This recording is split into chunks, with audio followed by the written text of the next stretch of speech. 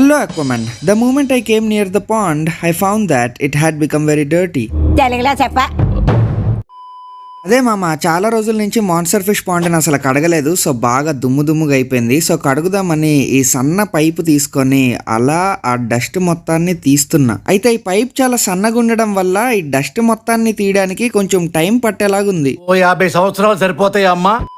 అందుకే ఆ చిన్న పైప్తో ఇంకా చిరాకు వచ్చి పెద్ద పైప్ తీసుకొని క్లీన్ చేయడం స్టార్ట్ చేసా.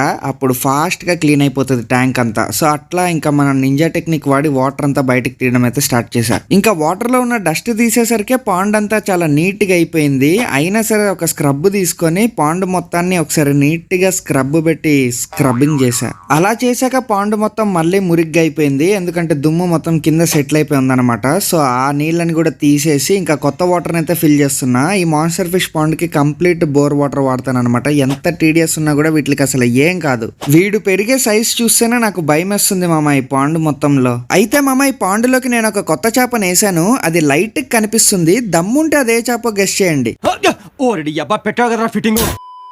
హాబీలో జాయిన్ అవ్వడానికి సింపుల్ గా సబ్స్క్రైబ్ కొట్టి పెట్టుకోండి. నేను మీ రఘురామ్ రాజా.